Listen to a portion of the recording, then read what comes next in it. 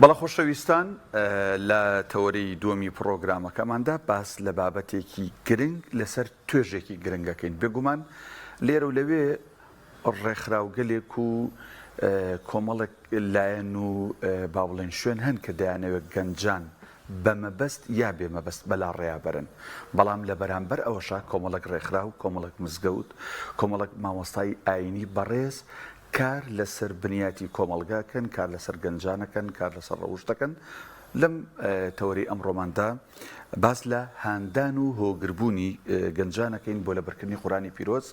بە میوانداری هەریەک لە بەڕێزان مامۆستا عەبدولحەمید بەرزنجی مامۆستای ئاینی هەروەها سەرکەوت محەممەد لەبەرکەری قورئان و ئاریان عیزەدین لەبەرکەری قورئان کە لە ستۆدیۆ بەسپاسەوە لەگەڵمان ئامادەن یاخوا بەخێر بێن مامۆستا جان وەک ئاماژەم پێکرد لێرە و لەوێ بەرنامە زۆرە ڕێکخراو زۆرە کەناڵ زۆرە بۆ بەلا ڕێدابردننی گەنجان یا هیچ نا بۆ ئەوەی کە گەنج لەسەر ڕێڕێی و ڕاستی خۆی نەڕوا ئەوەی ئێوە لە بەرامبەرە کە لە مزگەوتەکانە هەڵەسن بەوەی کە گەنجان لەسەر ڕەوشت و ئەخلاق و قورئان و فرمودەکانی پیرۆزی پێغەمبەر صلی الله علیه وسلم پەروەردە و گۆش بکرێن تا چەند یەکەم ضرور و گرنگە دووەم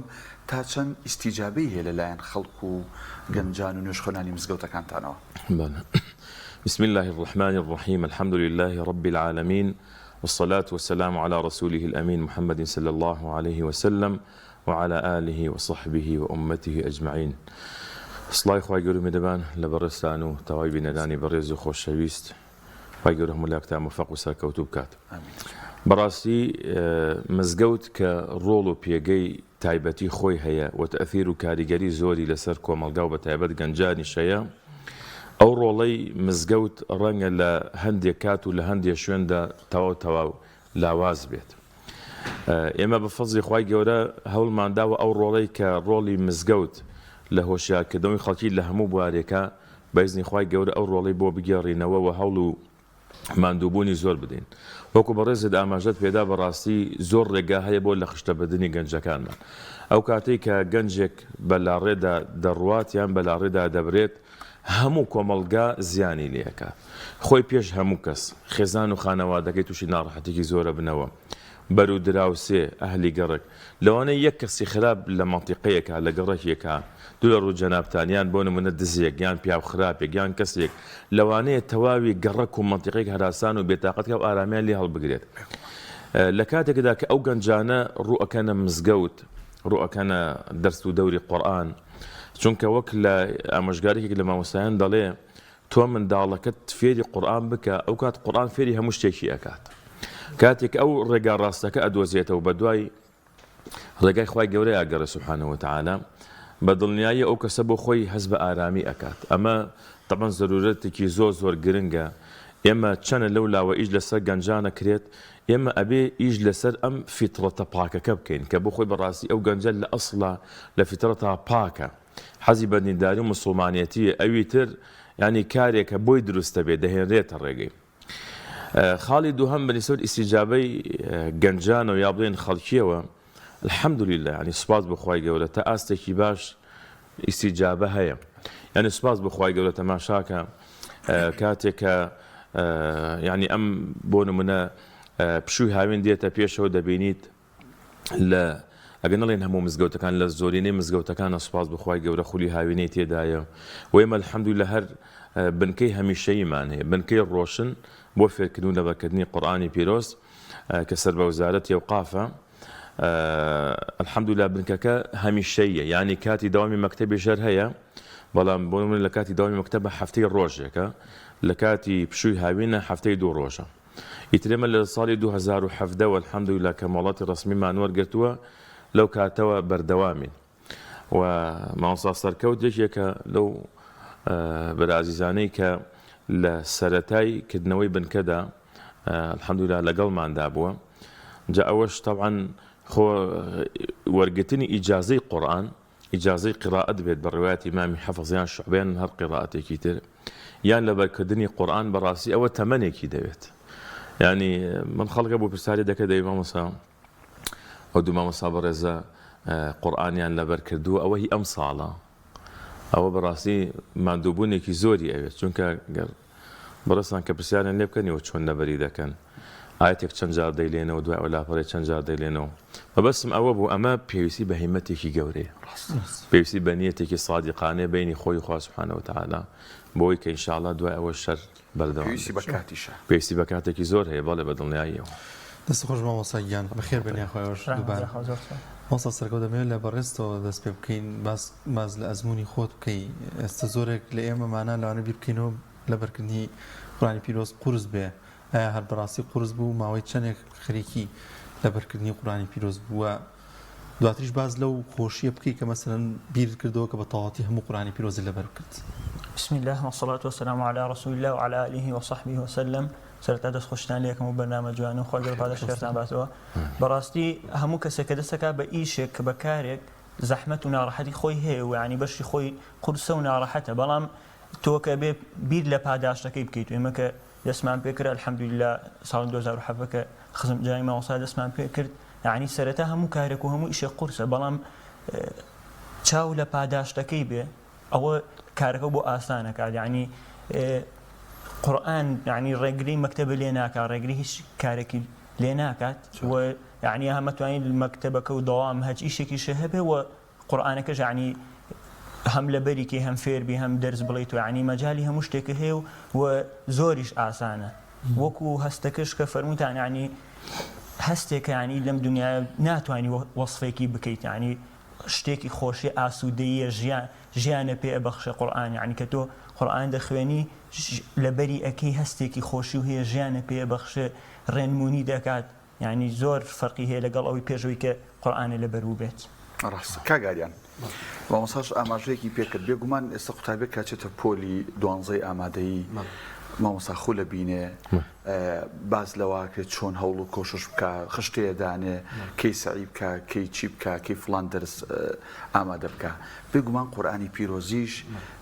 کتێبێکی وا گەورە و گرنگ کە کەلامی خۆی پەروەردگارە کاتێک من تۆ کەسێکی تر بڕیارەدا ببێتە لەبەرکاری قورآن و قورآن لەبەرکە بێگومان دەبێت لەگەڵ کاتەکانی ژیانیا بیگونجێنێ بەرنامەی بۆ دابنێ و ئەو شێوازی لەبەرکردنە بێگومان لەوانەیە لە کەسێکەوە بۆ کەسێک جیاواز بێت بەڵام جەنابێت یەکەم لە کێو دەست پێ کردووە دووەم چۆن کاتەکانت بۆ تەرخان کردووە سێهەم شێوازی لەبەرکردنەکەوەی مامۆستا فەرمووی بۆ ئاەتێک چەند جارێک پەڕێک چەند جارێک بە خوێندنەوە بە گوێ لێگرتن بەوتنەوە ینی ئەم شێوازانە بووی کە بینەرێک خوشکێک برایەکە ئێستا بینەری ئەمەیە لە ئەزمونونەکەی تۆ سوود وەربگرێ و بتوانێت ئەویش پێڕەوی بکە. بسم الله الحمد لله والصلاة والسلام على رسول الله بس خوشين برنامج جانتان لكن خوي جورا قداش نامات يا رب طبعا القرآن خوي جورا فرميت ولقد يسرنا القرآن للذكر فهل من مدكر قرآن آسان كراوة آسان يشبه خويندن بولا بل فبيجو دانا هج تمنك يعني كسي وهب ولا حفظ صالية أبو بحافظ قرآن كسي واشي لأنه صالي وده صالي كاتا تمن رجلني أبو يبي بحافظ قرآن شكابلين خوي جوري كآساني كجو بخوينه وبو لێکۆڵینەوە لێ و هەروەها من بە فەزلی خوا ساڵی 2007 کە بنکەکە کرایەوە 2 ساڵ دوای کرانەوە من بەشداریم کرد هەی لە 2009 طبعا قورآنی پیرۆز ئەبێت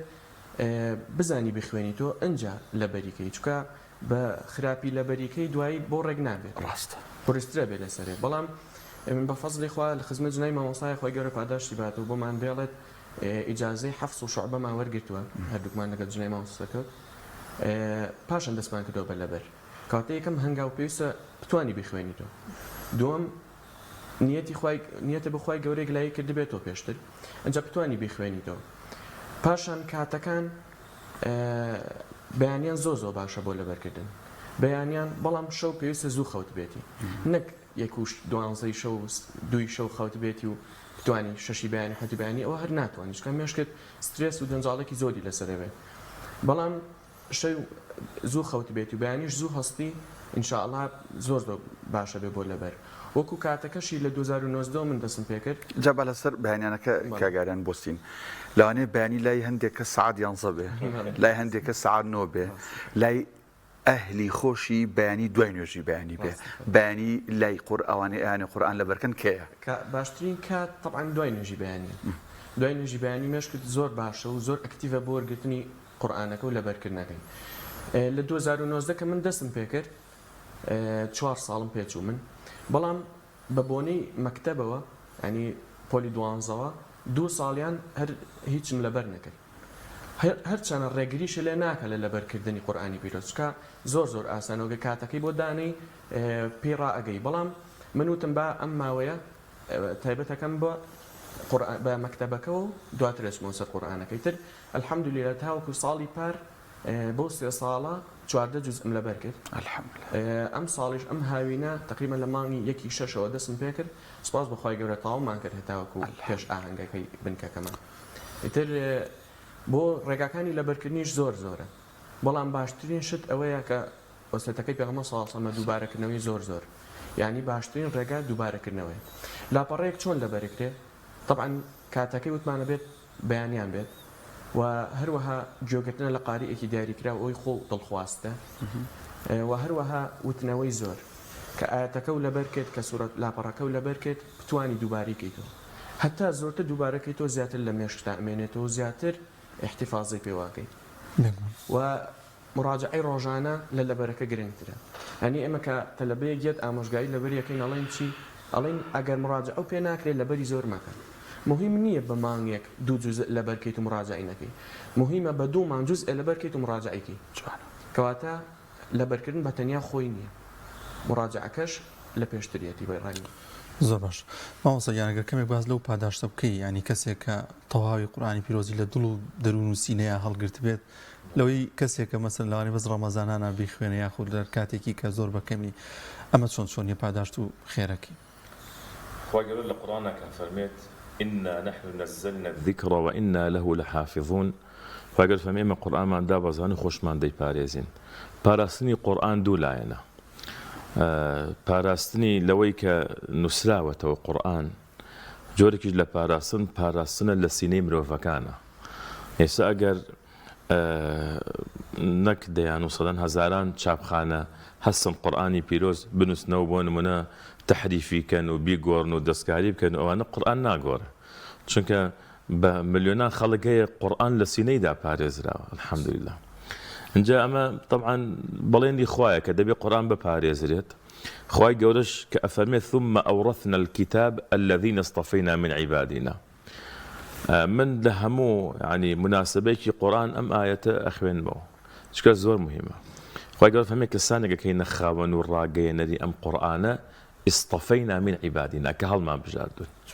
ینی خوای گەورە دەبێت کەسێک هەڵبژێرێت ئەم ئیشەی پێ بسبێرێت بە هەموو کەس ناکرێت لەبەرەوەمە هەم بۆ پاراستنی قورئان کە خوای گەورە بەڵێنی داوە کۆمەڵی خەڵک تایبەت دەکات بۆی کە لە سینەیاندا بیپارێزن ئەمجا ئەمە عنی چاوکردن لە پێغەمبەر صلی الله علیه و سلم کە بۆ خۆی هەموو قورئان لە سینەیدا بوو و کۆمەڵێک لە هەوڵە بەڕێزەکانی لەوانە هەر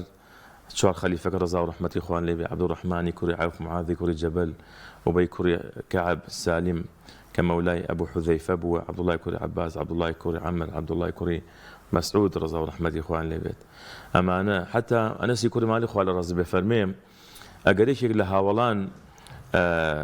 سوورەی بەقەرە و ئالی عیمرانی لەبەر بووە ئیتر لە چاو ئێمەدا زۆر گەورە بوو ڕاستە کۆمەڵێک هەبوون هەموو قورئانیان لە بڕکوانی کە باسمان کرد یا یەکێک لەو ڕووداوانەی کە لە سەردەمی پێغەمبەر صلی الله علیه و سلم پێوترێ ڕووداوی بئری مەعونە کەەوە بوو کۆمەڵێک هاتن وتیان ئەی محەممەد ئێمە موسڵمان بووین و بەشک و کۆمەڵێک خەڵکمان لەگەڵا بنێری بێن داو بانگەوازمان کرد پێغەمبەر صلی الله علیه و سلم 7 کەسی هەڵبژارد لەوانەی کە تا ئەو کاتی قورئان دابەزێ و قورئانیان لەبەر بوو و شارەزاترینی هاوڵان بوون و هەڵی بژاردن لە ناو هەمویانە ئەوانش طبعا بە پیلان ئەمانیان برد خوانی ڕازی بێ هەتا چوونە لای ئەو بیرە کە چوون ئەوێ لێ پشوویەک بن و ئیستراحەتێ بکەن کاتێکیان زانی ئیتر پەلاماریاندان و شەهیدیان کردن لە دوای وفاتی پێغەمبەر صلی الله علیه و سلم یەکی لەو ڕووداوانە کە معرەکەی جەنگی یەمامە بوو کۆمەڵێکی زۆر لە حافظ قورئانەکان تێیدا شەهید بوون دوای ئەوەی تر ئیمامی عومەر خوا لە ڕازی بێت چۆ لای ئیمامی عومەر فەرمووی بیکە بە خاتری خوا فرای ئومەتی محەممەد کەوە صلی الله علیه و سلم و زۆرێک لەوانی قورئان لە سینەیاندا بوو شەهید کراون لەبەر ئەوە قورئان کە نووسراوەتەوانێ لە ئیتر لەسەر پارچە تەختەیەک بوو یا پارچە پێستە بوو یان بەد بوو یا هەن شتێکی تر بووە هەوڵ بە لیژنەیەک دروست بکە و هەموو قورئان کۆ بکرێتەوە لە یەک موسحەفە ئەویش لە دوای ماوەیەکی زۆر دوودڵ بوو لەوەی بیکانەی کا خوای گەورە تەوفیقی دا و الحەمدولillah لسيدنا أبو بكر هم قرآن نسداول لنا وياك مصحفه أمجا كخواي جورا باسي قرآن كفهمي بل هو آيات بينات في صدور الذين أوتوا العلم أما يعني كوملك آياتي روشنة كخواي جورا خصوية الناو سينو ضلي أوانيك براسي يعني خواي جورا بأهل علم ناوي أنا بأوانيك براسي هالقري قرآنا جاء لا فرموديك شاكا شيخي الباني رحمة الله بيت بصحيح دانا ودا فرمي بيغمر صلى الله عليه وسلم قرآن أقل ناو بيسيه كاكوا بكريتوا أقل نايسو تينيت زانانا فرمون هرجة سيكا أو كسبية حافظ قرآن إن شاء الله لدوزخها ناس إن شاء الله زور باش طبعا الشفاعة كار لروجي قيامة بخو بو أو كسيكا قرآني لبركد وتكاي بوكا لروجي قيامتها إن شاء الله هاي قولي باريز مجلسة كمان باز القرآن وزانا جون تربي رازيني نوبة چەند ئاەتێک لە قورئانی پیرۆز جوێمان لێ بێجا کاک سەرکەوت من ڕۆکەمە جەنابەت ئەگەر بە دەنگی خۆت و بەو تیلاوەی کە حەزەکەی و بۆ شێوازی حەزەکەی چەند ئاەتێکمان لە قورئانی پیرۆز بۆ خوێنی سواس دەکەین. أعوذ بالله من الشيطان الرجيم بسم الله الرحمن الرحيم وبشر الذين آمنوا وعملوا الصالحات أن لهم جنات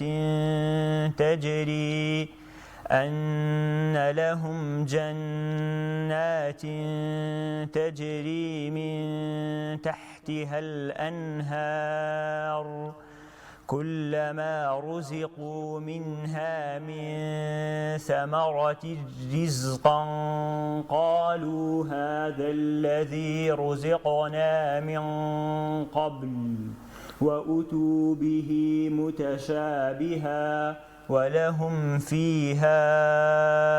أزواج مطهرة وهم فيها خالدون إن الله لا يستحيي أن يضرب مثلا ما بعوضة فما فوقها فأما الذين آمنوا فيعلمون أنه الحق من ربهم وأما الذين كفروا فيقولون ماذا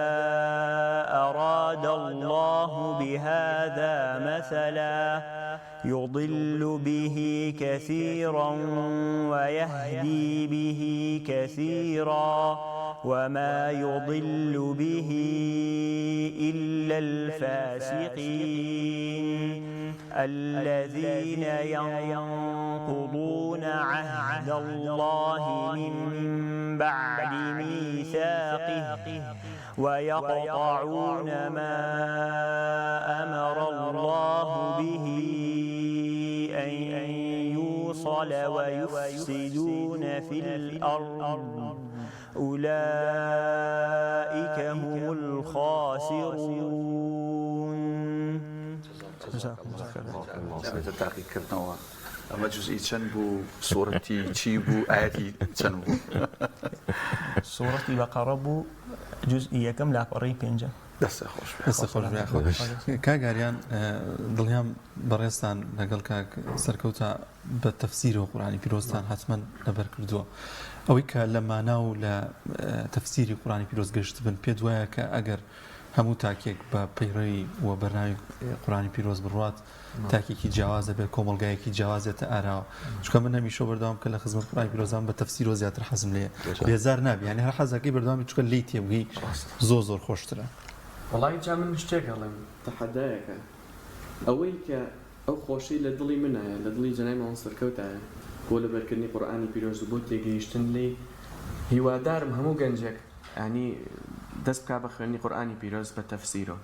چکە بەڕاستی تاکە کتێبە کە خۆشی هێنێ بۆ دڵ و دەروون ئەنی کتێبەکانی تر هەرچەند باش بێ و هەرچەند چاک بێت هەر ڕۆژێک لێ بێزارە بیت ڕۆژێک ئەڵێ دە باشە ئیتر تاوایت نایخوێنم بەڵام قورئان سبحان الله ڕۆژ بە ڕۆژتی تازی لێوە فێرەبی یعنی کتێبێکە هەتا ڕۆژی قیامەت بیخوێنی تۆ جارێک هەر نەخوێنەواری لە ئاستێ یعنی خۆشیێکی زۆر زۆر بێ ئەندازەی هەیە بەڵای منەوە تەفسیریش یەکێکە لە ڕێگاکانی لەبەرکردن یعنی جەنابی مامۆستا فەرمووی ئاگادار بن کە لەبەر یەکەن بە تەفسیرەوە بیکەن چونکە خۆم ئەو ئاەتانەی کە مڕاجعەیەکەمە جاری وا هەیە بەهۆی تەفسیرەکەیەتەوە مێشکم یعنی تەفسیرێکێکە لە ڕاگەکانی هەم مڕاجعەکردن هەم لەبەرکردن ئەوە ڕێگایەکی تریشە بۆ تێگەیشتن لە قورئانی پیرۆز و سنەتی پێغەمبەر صلی الله علیه و سلم کە ئاسانکاریەکە بۆەوەی بزانێکی ئەم دینە باسی چیەکە و زمانی عەرەبیش قورس نییە من 2019 کە هاتم باوەڕکەن یەک شتم نازانی بەڵام بە فەزلی خوا ئێستا لە لاپەڕێکە لەوانەیە کەلیمەیەک یان دوو کەلیمە نازانم لە لاپەڕێکی قورئانی پیرۆزە بەڵام هەوڵی ئەوێت من خۆم زۆرم حەز لێی بوو لە زمانی عەربی خاستەتەن لە تەفسیری ئەو کاتە ئاسانکاریەکە بۆ کە هەم بۆ لە لەبەر هەم بۆ مڕاجع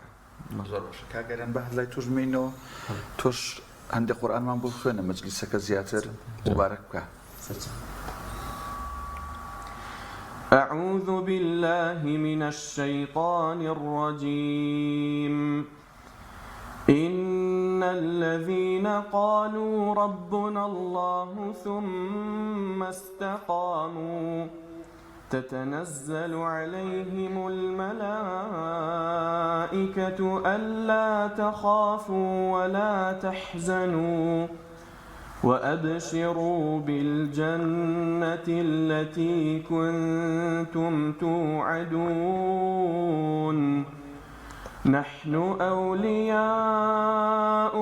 في الحياة الدنيا وفي الآخرة ولكم فيها ما تشتهي أنفسكم ولكم فيها ما تدعون نزلا من غفور رحيم ومن أحسن قولا ممن دعا إلى الله وعمل صالحا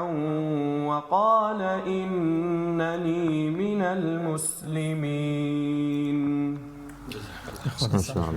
ماما صعب حميد يعني قرآن لبركردن قرنقا یان ئەخلاقی قورئانی بێ یان کردەوەی پێ بکەین یان ئەم قورئانە کە لەبەری ئەکەین لە ژیانی ڕۆژانەماندا لەگەڵ دایک و باوک و خێزان و چواردەور و بازاڕ و ئەوە ینی کە هەین لە کۆمەڵگەیە ڕەنگ بداتەوە ئەمە گرنگترە یا قورئان لەبەرکردن یا هەردووکیان پێکەوە. طبعا خۆی قورئان چەند قۆناغێکی هەیە هەنیسان سەرەتا کە قورئان دەبێت فێر ببێت بە جوانی و بەڕەوانی هەبی خوێنێتەوە دوای ئەوە پێویستێکەوە فەهمی بکات تێ بکات دوای ئەوە لەبەری دەکات هەوڵی حیفظکردن و لەبەرکردنی دەدات. خاڵی چوارم ئەوەیە کە تەطبیقی بکات خاڵی پێنجەم ئەوەیە کە داوا و بانگەوازی بۆ بکات تۆ لە دوای ئەوەی کە فێری بوویت ئێستا هەیە قورئان ئەخوێنێ بڵێن چە سوورەتێکی لەبەرە بەس هیچ تێی ناگات یعنی بیخوێنیتەوە بە جوانی دوای ئەوە فەهمی بکەیت تێ بگەیت دوای ئەوە لەبەری بکەیت دوای ئەوە ئەبێ کاری پێ بکەیت. كاتب رسالة لداك مانداران عائشة رضي الله عنها أخلاقي بيوم صلى الله عليه وسلم شون بوده فما كان خلقه القرآن أخلاقي بيوم صلى الله عليه وسلم قرآن بو يعني القرآن بخوينا لوا باصي حلال وحرام شيء أكا باصي روشة جوانا كان شيء أكا باصي خو بارزي لا روشة خلافة كان شيء أكا بيوم صلى الله عليه وسلم أول جاني خوي دار جيبا جي كردوا كواتا يعني إنسان أقر قرآني لبر بيت بەڵام پەنا بەخوا کاری پێ نەکات وەکو مصحفێکە چۆن ێستا بڵۆ مزگەوتێک و تەماشاکەی 200 مصحفی تیا دانراوە ئێوە مصحفە تۆ مصحفێک لە قورئانێک هەموو قورئان هەمووی لە سینە تابێت ئەگە کاری پێ نەکەیت هەو باش نییە ئەگەر یەک ئاەت لەبەرت بێ بەس ئەو یەک ئاەتە کاری پێ بکەی خێری زیاتر لەوەی هەموو چونکە ئەو قورئانە القرآن حجة لك أو عليك قرآن يا أبيت بلقبوت لرجل قيامته ورزقار الدكا يا أبيت بلقبوت جا لەبەر ئینسان ئەگەر بێوێ قورئان ببێتە شەفاعەت کاکار بووی ببێتە بەڵگە بووی بەڕاستی دەبێ هەوڵی ئەو با بزانێ ئەم قورئانە ئەنی داوای چی لێکە عەبدوڵای کوڕی مەحسوود خوا لە ڕازی بێ فەرمێ کاتێک کە قورئانتان خوێنەوە کە فەرمووی یا ئەیها الذین ئامنوا یەکسەر ئەفەرمێ گوێ بگرە بزانە خوای گەورە لەگەڵ تۆیەتی یا ئەمر و فەرمانی شتێکت پێکا یان قەدەغەت لێ ئەکا لە شتێک لەبەر کاتی کە تۆ گەیتە خزمەت ئاەتێک یا ئەیها الذین آمنوا بزانە ئەمە خیتابێکە خوای گەورە لەگەڵ تۆیەتی بانگەوازێکی هەیە بۆ ئێمە لەبەر ئیشی ئێمە لە پاڵ طبعا ئێمە بۆ نمونە لە بنکەی خۆمان لە پاڵ ئەوەی کە دەرسوانی قورئانیان پێڵێن یەکێک لە دەرسەکان بریتیە لە ئادابە ئیسلامیەکان ئەدەبی ئینسان لەگەڵ پەروەردگاری ئەدەبی ئینسان لەگەڵ پێغەمبەر صلی الله علیه و سلم ئەدەبی ئینسان لەگەڵ قورئان ئەدەبی فێرخواز لەگەڵ مامۆستا ئەدەبی لەگەڵ دایک و باوکی لەگەڵ دراوسێ لەگەڵ خوشک و براکانی لە کاتی چوونە بازار لە کاتی چوونە مزگەوت لە کات یعنی ئەمانە هەمووی ئێستا من خۆم الحەمدولله کتابێکم داناوە کە لەسەری دەڕۆین 30 ئادابی تایە لە ئەدەب لەگەڵ خوای گەورە سوبحانه وتعالى دەست بێ کە حتا کۆتا ئەدەب کە ئەدەب الاختلافە ئادابی ڕاجیاوازی یعنی کەسێک ئەگەر ڕاشی لەگەڵ تۆ جیاوازی بەڵام تۆ چۆن مامەڵەی لەگەڵاکەی یعنی ئەوە زۆر گرنگە لە پاڵ قورئانەکەیە ئێمە فێرەکەین ئەم کەسێکی ڕەوشبەرز لەگەڵ دایک و باوکیدا شتێک نەکە خوا نەخواست بڵێن خۆ تۆ بەلاخۆی تەلەبەی قورئانی خۆ تۆ بۆ مزگەوتە ڕویان لە ناو ڕەفیق و برادەرەکانی ئینشاءڵڵا بە ئیزنی خوای گەورە زۆر گرنگە کار لەسەر ئەوە بکەین و ئەوش کاتێک کە ئەو کەسە بەڕاستی لە خزمەتی قورئانە بێ پێش هەموو کەس یعنی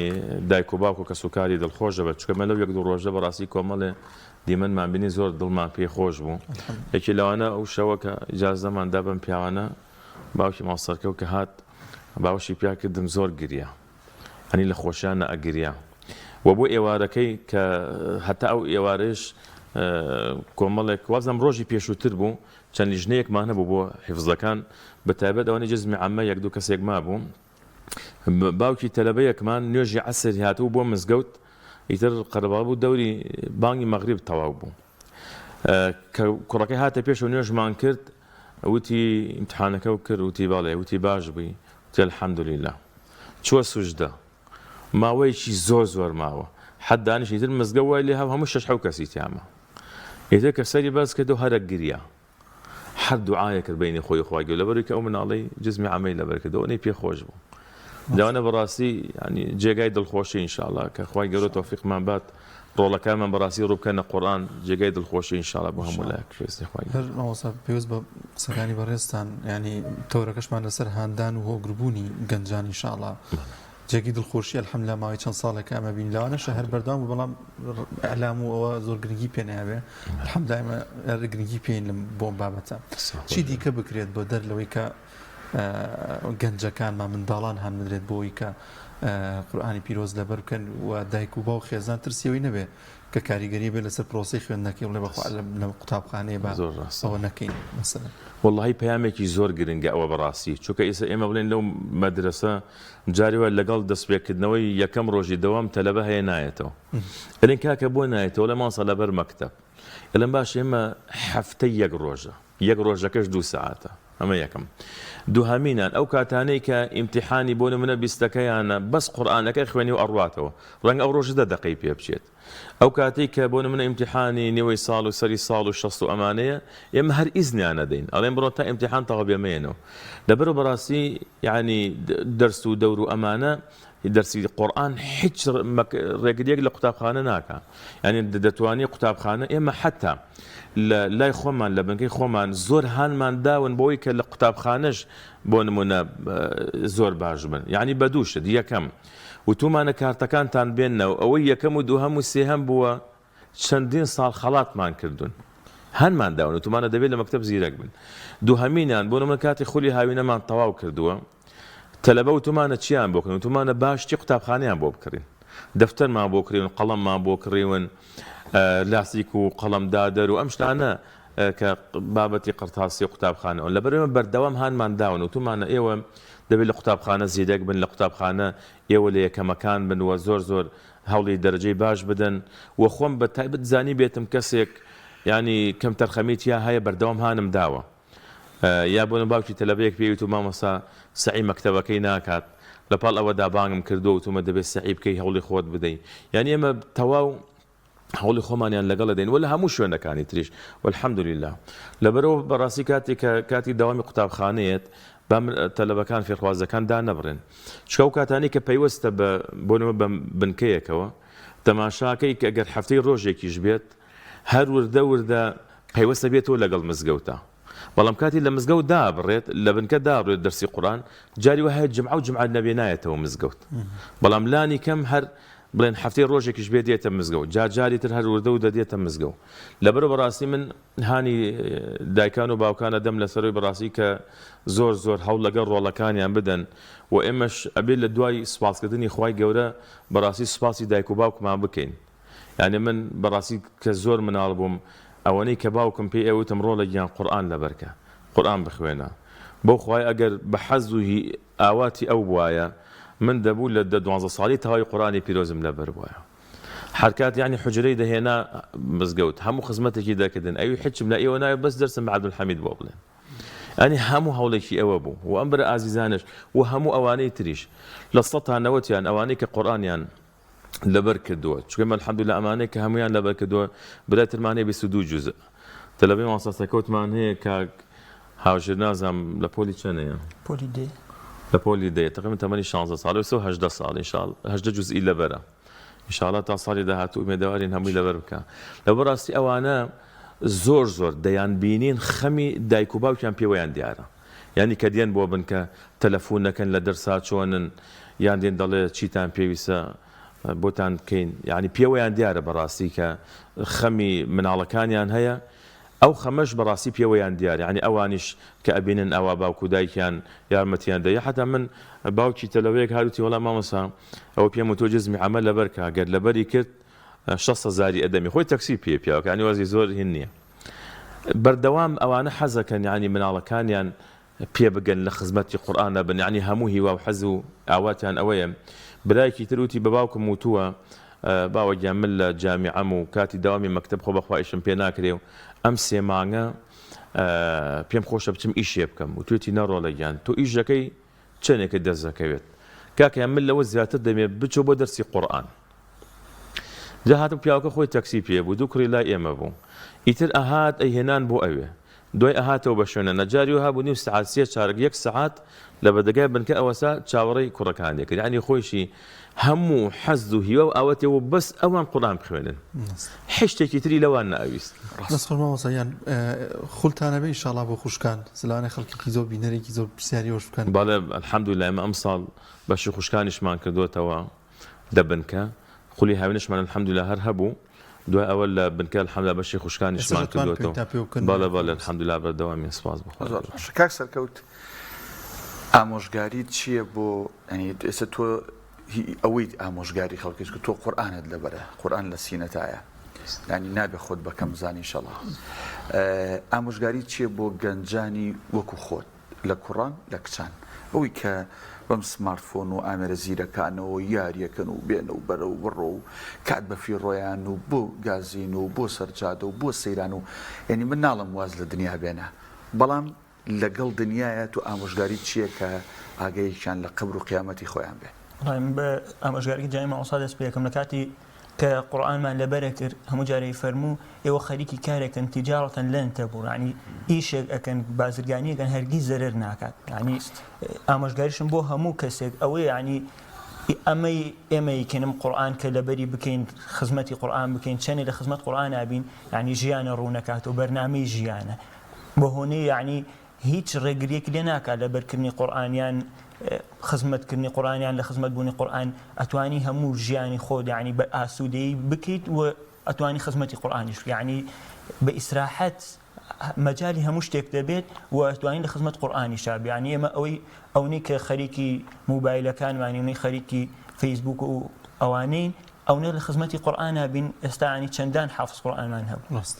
سەرکەوت کاک ئەریان هەر دوتان وەڵامی پرسیارم بنەوە پێتان وانییە کە ئاتێکە هەموو قورئانی پیرۆز لەبەر دەکەن هاندانێک بێ بۆی کە زۆر ئاسانکاری بۆ لەبەرکردنی شتەکانی دیکە ینی بۆ من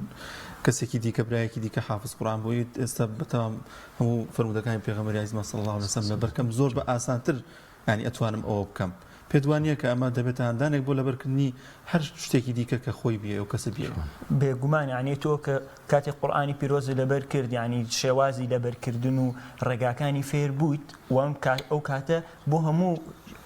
بۆ فەرمودەکان بۆ هەموو شتێکی ئاسانە من کاتە لە مەکتەب بووم ینی سەرەتا بووم لە پۆلی پێشەوەی بچمە بنکە باش نەبووم بەڵام کاتێک کە دەستم کرد بە لەبەرکردنی قورئان فێر بووم چۆن شت لەبەرکەم ئەو کاتیانی لە مەکتەبەکەشە ئەو بابەتانی کە لەبەر بوون زۆر بە ئاسانترم توانی لەبەری بکەم والله قورئان سەر مەشقە خۆی بۆ هەموو عیلمێ جا ئێمە کە لە ماحەت سار دەبووینەوە یان لە مەکتەب مانوو چۆن سعی لەم دەرساکەین قورسەوە دوایە بیر مەکەوت و باش من قورئان ئەتوانم لەبەر بکەم قورئان ئەتوانم لە خزمەت بیڵێمەوە بەبێ ئەوەی هەڵەیەکی تیا بکەم ئێستا چۆن ناتوانم ئەو عیلمانی تر لەبەر کەم و یان مڕاجعەکەم یان تی بگەم کەواتە قورئان تاکە ڕێگایە بۆ ئەوەی خۆشبەختێکە تاکە ڕێگایە بۆ ئەوەی بەرەو سەرکەوتنی زیاترێ بەرێ چکە کە قورئان لەبەرەکەی تموحی زیاتر ئەوگری یعنی هەر بە قورئانەکە ناوەسیتەوە ئەتوانی بچیت فەرمودەکانی پێغەمبەر عەلەیهی سڵات وسەلام لەبەر وەکو جەناب فەرموود ئەتوانی بۆ عیلمێکی دنیایی بۆ نمونە لە بەشێکی لە ماحەد لە زانکۆ دانەمێنی بۆ هیچ عیلمێ وڵی بن قورئانم پێیە قورئان بۆ گەورەیە لە سنگمایە عیلمەکانی تر زۆر ئاسانە بن انشاءالله زۆر باشە ئازانم وردە کاتمان بەرەو تەواوبوونە چێ هەر من نەمزانی بەڕاستی لەم تەورەیە چۆن کاتەوە بەڵام چەند دقیقەیەک واتمەوە ئیسفادی لێ بکەین مامۆستا باسی بنکەکەتان کرد چەند قوتابیتان هەیە باسی ئەوەت کە سەر بە وەزارەتی ئەوقاف ئایا ئەوقاف و حکومەت وەک چۆن توێژەکانی تر ئیهمال کردووە لە ڕووی داراییەوە ئایا بەڕاستی هاوکاری دارایی ئەو بنکەیە ئەکات لە هەموو بوارێکە یان چاوتان لە خێرخوازانە هاوکاری بکرن و ئەگەر چیرۆکێکی کاریگەر لە ماوەی ئەم چەند ساڵە لە 2017 تا ئێستا لە قوتابیەک کەسوکاری قوتابیەک باوکێک شتێکی کاریگەر بێ و تا ئێستا لە خەیاڵی تۆیان مابێتەوە و ئێستا لە زیین تا بێوەمان باسکەیت سواس دەکەین. طبعا بنکەکانی سەر بە وەزارەتی ئەوقاف الحمد زیاد لە سە بنکە لە هەرێمی کوردستانە هەیە تقریبا 20یان لە شاری سلێمانیە ئیتر پێم وابێت تقریبا بە گوێرەی هەموو بنکەکان پێم وابێت نزیکەی 30,000 فێرخوازن الحەمدوللا لە بنکەکانە دەرس و دەوریان هەیە لە کوڕان و لە کچان حتما وابزانم لە ساڵی 2011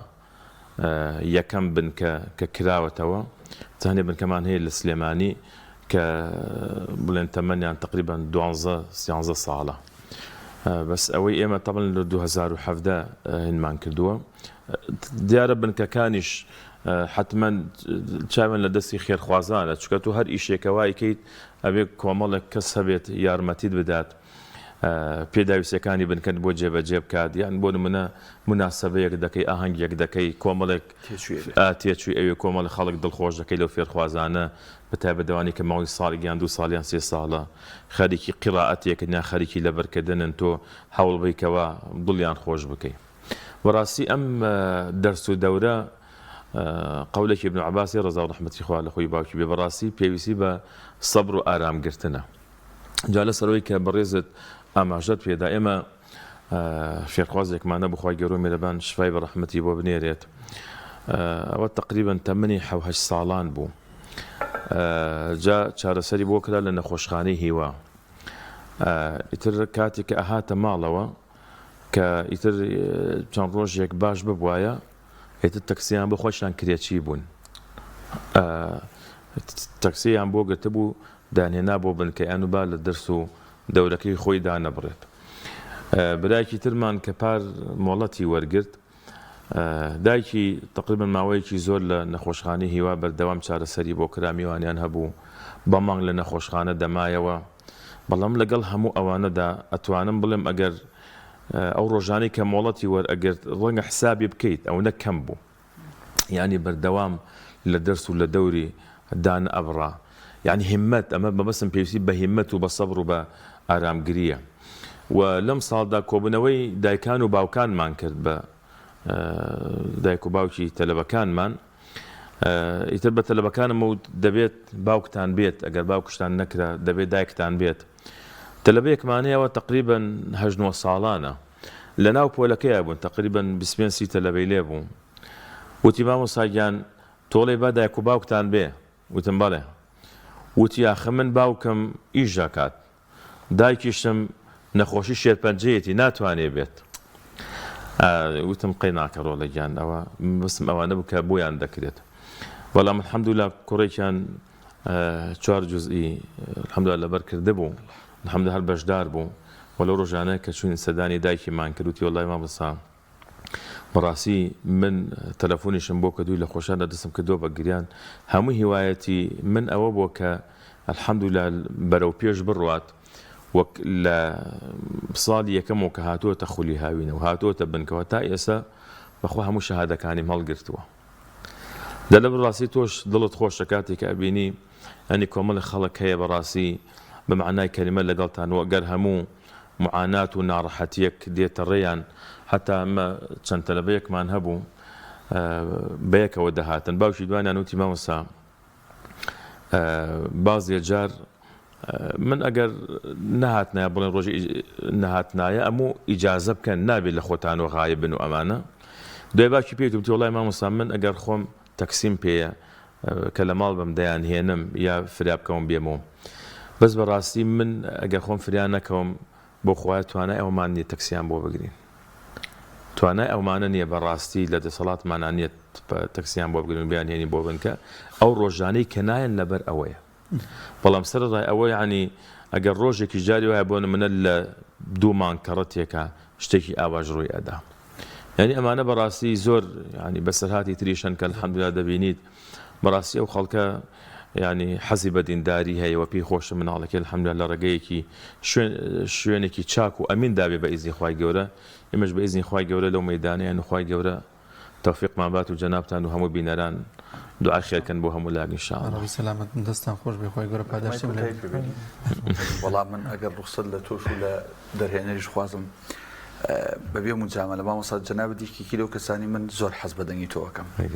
خیتام و هومیسێک ئیتر ئێمە دوای جەنابە قسە ناکەین تەوەرەکە کۆتایی پێێنین لەسەر کاکدانە شتێکی ماگەڵ لە بەڵام تۆ بێ چەند ئاەتێک لە قورئانی پیرۆز پەو دەنگە خۆشەی خۆت دڵی ئێمەش و بینەرانیش ئاو بدەیت.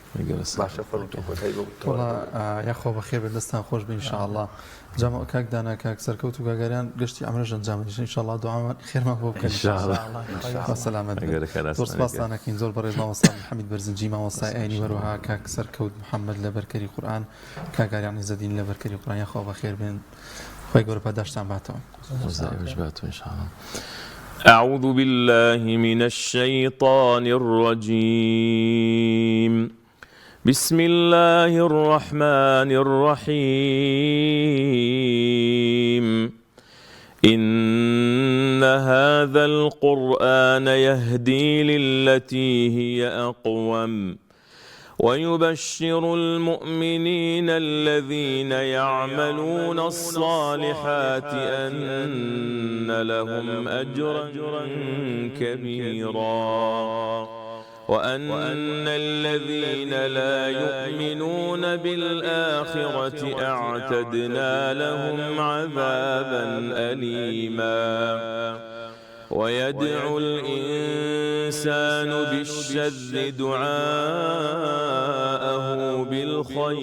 بالخير وكان الإنسان عجولا وجعلنا الليل والنهار